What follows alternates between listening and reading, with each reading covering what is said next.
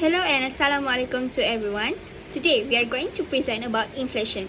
So here's are my group members. It's me, Hana Nabiha. Next we have Iza, Siva, Irene, Alia and Ashikin. So what's the inflation? Inflation means continuous increase in the general price level of goods and services in an economy. There are two main types of inflation. The first one is demand pull inflation. This inflation happens when prices rise because demand for goods and services exceeds supply. This often occurs when consumers are willing to buy more than what's available, leading to higher prices. For example, when a new smartphone is launched, limited stock and high demand cause the price to increase significantly. The second type is cost push inflation. This occurs when prices rise due to an increase in production costs. These costs can include higher raw material prices, labor costs, or other factors of product that force businesses to charge more for their products. A good example is when oil prices go up, transportation costs also rise, making goods more expensive. So today we're going to talk about negative effect of inflation. First, lost purchasing power. Inflation reduces purchasing power, affecting people's ability to afford goods and services, especially those on low or fixed income. Second, higher interest rate.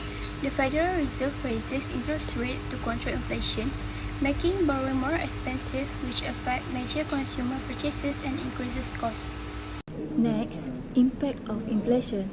Higher price for everything. While everything is more expensive, the impact are felt by everyone. After all, it's impossible to go without a basic such as food or electricity. But by the rising cost, it can become more difficult to the older or the lowest income wage earner.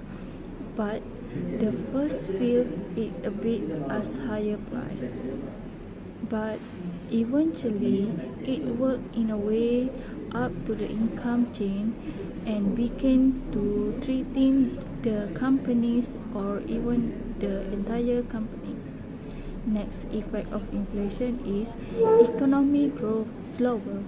As inflation tighten in monetary policy, with the money supply are draining out, credit become more expensive and credit require tighten. The cost to borrow money is intentionally increased with the hope that will decrease the consumer spending or slower the inflation. However, consumers are looking forward and make major purchase will find this challenging, since most need credit to make and major purchase. The end of the result is that it slower down the economy. Ways to overcome inflation is through contractionary monetary policy, which focuses on reducing the money supply. There are two key tools. The first one is increasing the reserve requirement ratio. Banks are required to hold a larger portion of their deposits as reserves. This limits the money available for loans, reducing spending and investment. Second, increasing the cash reserve ratio. Banks must hold more cash with the central bank, further decreasing the money they can lend, which helps slow down borrowing and spending. These actions reduce inflationary pressure, but they must be balanced to avoid slowing the economy too much. Hi, I will explain the second way to overcome inflation. We can overcome inflation by using fiscal policy. It is an action taken by government to control inflation. There are two types of fiscal policy, expansionary and contractionary fiscal. To overcome inflation, we will use contractionary fiscal. So, what action we will take in this fiscal to overcome inflation?